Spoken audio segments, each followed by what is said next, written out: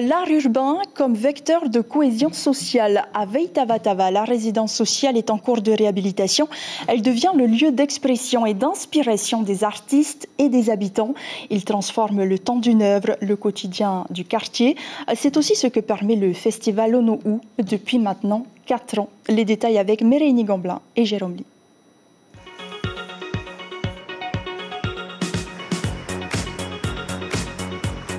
Un coup de pinceau pour tenter d'effacer une mauvaise réputation qui lui colle à la peau.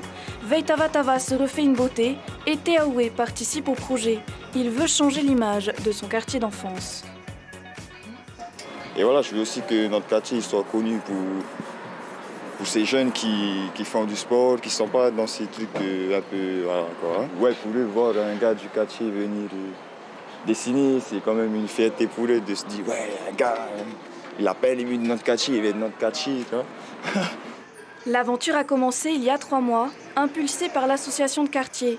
Les artistes d'Ono'u s'inspirent de l'histoire des habitants pour réaliser 700 mètres carrés de fresques.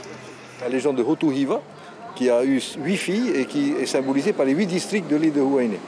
Et pourquoi Huaïné? C'est parce qu'à l'origine, en des années 90, ces personnes, peut-être leurs parents, leurs grands-parents, habitaient ici, en sous-bois, et avec 75 toits insalubres, et ils venaient tous de Huaïné.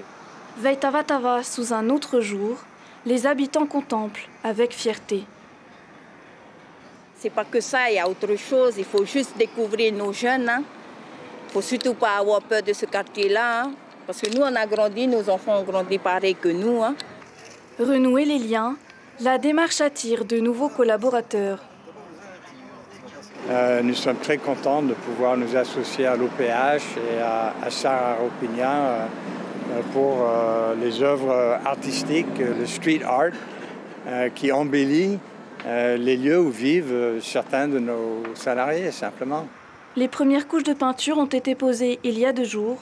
L'inauguration est prévue fin novembre. L'information en continu sur Polynésie la première, Internet et réseaux sociaux.